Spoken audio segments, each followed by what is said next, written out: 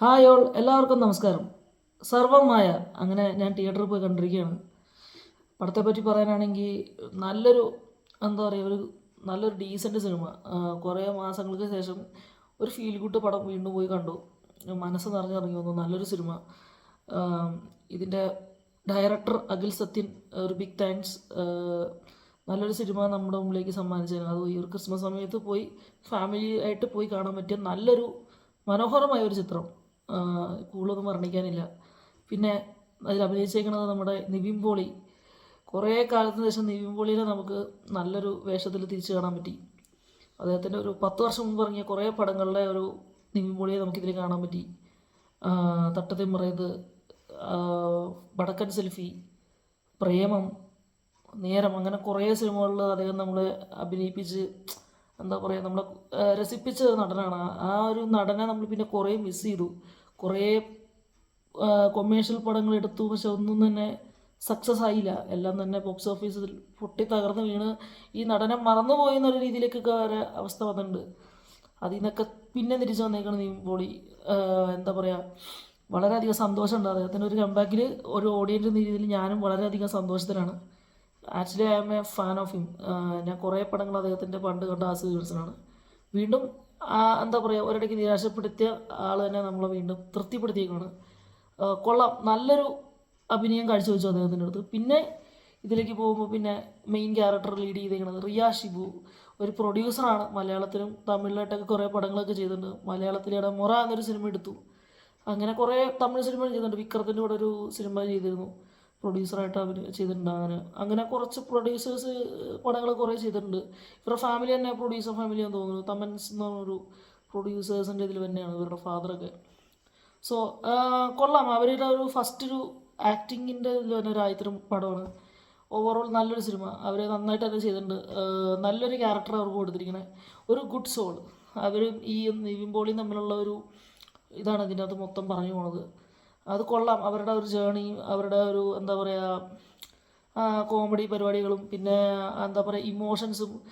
ക്ലൈമാക്സൊക്കെ ഭയങ്കര ഇമോഷണലി നമ്മളെ കണക്റ്റ് ആക്കും. കാര്യം ഭയങ്കരമായിട്ട് നമുക്ക് കണ്ണ് നിറഞ്ഞു പോണ കുറച്ച് രംഗങ്ങളൊക്കെ ഉണ്ട്. ഒരു മോശം എന്ന് പറയാനൊന്നുമില്ല. പിന്നെ എനിക്ക് ഇങ്ങനെയുള്ള പടങ്ങൾ വരുമ്പോൾ എന്തായാലും ഒരു ലാഗ് ഉണ്ടാവും, അത് നമുക്ക് പറയാണ്ടിരിക്കാൻ പറ്റില്ല. കുറച്ച് ലാഗ് തോന്നിയാണ് ഇവിടെയൊക്കെ. ബട്ട് അത് ഒരു കാരണമാക്കി എടുത്തിട്ട് പടത്തെ ഒന്നും പറയാനൊന്നുമില്ല. പടം നല്ല പടമാണ്. പിന്നെ പടത്തിൽ നല്ല മ്യൂസിക്സ് ഉണ്ട്, നല്ല പാട്ടുകളുണ്ട്, നല്ല സമാധാനം കിട്ടുന്ന പാട്ടുകളുണ്ട്. നമുക്കത് തിയേറ്ററിൽ നിന്ന് ആസ്വദിക്കാം. അത്യാവശ്യം ഫാമിലി ആയിട്ട് കുട്ടികളായിട്ടൊക്കെ പോയിരുന്ന് കാണാൻ പറ്റും. നല്ല രീതിയിൽ ചിരിച്ച് കളിച്ചിരിച്ചിരുന്ന് കാണാൻ പറ്റിയൊരു സിനിമ. ഒരു 2.5 മണിക്കൂർ സമയം പോകണം അറിയില്ല. നല്ലൊരു സിനിമ, എനിക്ക് ഓവറോൾ ഇഷ്ടപ്പെട്ടു. നല്ലൊരു സിനിമയാണ്. പിന്നെ നമ്മുടെ ആ ഒരു പഴയ കോംബോ ഒക്കെ തിരിച്ചു വരുന്നുണ്ട്. നമ്മുടെ അജു വർഗീസ് നമ്മളെ ചിരിപ്പിച്ച് കൊല്ലുന്നുണ്ട്. ഇതിൻ്റെ അകത്ത് മണിച്ചിത്രത്താഴിലെ ചെറിയൊരു സ്പൂഫൊക്കെ ചെയ്യുന്നുണ്ട്. നമ്മുടെ ഉണ്ണിത്താൻ എന്നുള്ള ഇന്നസെൻ്റ് ഏട്ടൻ ചെയ്ത ഒരു ക്യാരക്ടറിൻ്റെ ചെറിയൊരു വേർഷനൊക്കെ അതേപോലെ ചെയ്യുന്നുണ്ട്. കൊള്ളാം, അതൊക്കെ നന്നായിട്ടുണ്ട്. അങ്ങനെ ചില റെഫറൻസ് ഒക്കെ കൊണ്ടുവന്ന് നന്നായിട്ടുണ്ട്. അജു വർഗീസ് നമ്മളെ മൊത്തത്തിലൊന്ന് ചിരിപ്പിച്ചിട്ടുണ്ട്. പിന്നെ ആ സമയത്തുണ്ടായിരുന്ന ഇവരെയൊക്കെ എന്താ വെള്ളിത്തിരയിൽ കൊണ്ടുവന്ന് നമ്മുടെ അൽഫോൺസ് പുത്രൻ്റെ ഇതിൻ്റെ അകത്തൊരു ക്യാമിയോ റോളിൽ വരുന്നുണ്ട്. അദ്ദേഹം നല്ലൊരു സൈക്കാട്രിസ്റ്റിൻ്റെ റോളാണ്. കൊള്ളാം, അദ്ദേഹം നന്നായിട്ട് ചെയ്തിട്ടുണ്ട്. അദ്ദേഹത്തിനൊക്കെ മിസ് ചെയ്യുന്നുണ്ട്. അദ്ദേഹത്തിൻ്റെ ഒരു ഡയറക്ടറിൽ നല്ലൊരു സിനിമയ്ക്ക് വെയിറ്റ് ചെയ്യാണ്. നല്ലൊരു ഡയറക്ടറാണ്. നമ്മുടെ നിവിൻ പോളിയെ ഒക്കെ പറഞ്ഞിട്ടൊരു നല്ലൊരു ക്യാരക്ടർ കൊടുത്തൊരു വ്യക്തിയാണ്. അദ്ദേഹത്തിൻ്റെ വീണ്ടും ഇവരെയൊക്കെ വെച്ചിട്ട് ഒരു പടം നമ്മൾ പ്രതീക്ഷിക്കുന്നുണ്ട് ഈ പടമൊക്കെ കാണുമ്പോൾ. So also waiting for that. പിന്നെ പറയാനാണെങ്കിൽ ജനാർദ്ദനൻ ചേട്ടനുണ്ട്.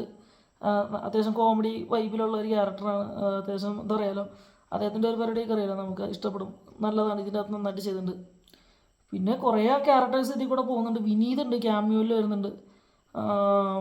പിന്നെ കുറച്ച് ട്രാജഡി ഇതിൻ്റെ അകത്ത് വരും ചെറുതായിട്ട്. അതാ പറഞ്ഞത്, കുറച്ച് കരഞ്ഞൊക്കെ പോകും. ചില രംഗങ്ങൾ കാണുമ്പോൾ നമ്മൾ കരഞ്ഞൊക്കെ പോകും. ബട്ട് കൊള്ളാം, സിനിമ നല്ലതാണ്. നല്ലൊരു എന്താ റിസൾട്ടാണ് ഈ സിനിമ ക്രിയേറ്റ് ചെയ്തേക്കുന്നത്. നമുക്ക് ഓഡിയൻസിന് എന്തായാലും ഇഷ്ടപ്പെടും. ആരും തന്നെ ഈ സിനിമേൻ്റെ ഇത് പറയില്ല. എനിക്കിവിടെ ക്രിസ്മസിൽ ഇറങ്ങിയാൽ അത്യാവശ്യം നല്ലൊരു ഫീഡ്ബാക്ക് പറയിപ്പിച്ചൊരു സിനിമയാണിത്. ബാക്കിയുള്ള മിക്ക സിനിമയും ബോക്സ് ഓഫീസിൽ ഇപ്പോൾ തകർന്നുകൊണ്ടിരിക്കുകയാണ്. അതിൽ നിന്നൊക്കെ ഈ ഒരു കുട്ടി സിനിമ നല്ലൊരു എന്താ പറയുക റിസൾട്ട് ഇപ്പോൾ ക്രിയേറ്റ് ഉണ്ട്. ഈ അടുത്തിറങ്ങിയ ഈക്കോ പോലെ തന്നെ ഒരു സിനിമയായിട്ട് ഇത് മാറിയിരിക്കുകയാണ്. സിനിമ എല്ലാവർക്കും ഇഷ്ടപ്പെടും. നല്ലൊരു സിനിമയാണ്. എല്ലാവരും ഫാമിലി ആയിട്ട് പോയിരുന്ന് കണ്ടോളൂ. ടിക്കറ്റ് എടുത്ത് ആസ്വദിച്ച് കാണാൻ പറ്റിയ ഒരു ഡീസൻറ്റ് സിനിമ. നിവിൻ പോളിയുടെ കംബാക്ക് എന്ന് പറയാം. അദ്ദേഹത്തിൻ്റെ ഫാർമ എന്നൊരു വെബ് സീരീസ് ഇതിനകത്ത് ഇറങ്ങിയായിരുന്നു, അതും എനിക്കിഷ്ടപ്പെട്ടു. അതാ പറഞ്ഞത്, ഈ വർഷം നിവിൻ പോളി കൊണ്ടുവന്ന എല്ലാം നല്ല തന്നെ സിനിമകളാണ്. വീണ്ടും നമ്മൾ പ്രതീക്ഷിക്കുന്നു ഈ നടൻ്റെ അടുത്ത് നിന്ന്. കാര്യം നല്ല പൊട്ടൻഷ്യലുള്ള ഒരു ആക്ടറാണ്.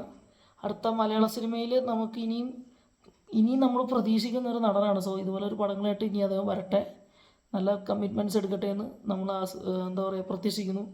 അപ്പോൾ എനിക്ക് ഇത്രയൊക്കെ പറയാനുള്ളൂ. കൂടുതലിട്ട് തീർപ്പിക്കാനൊന്നുമില്ല. ഇതൊരു കുട്ടി സിനിമയാണ്, എല്ലാവർക്കും ഇഷ്ടപ്പെടുന്ന ഒരു സിനിമയാണ്. ധൈര്യമായിട്ട് നിങ്ങൾ ടിക്കറ്റ് എടുത്ത് പോയി കണ്ടു. Thank you.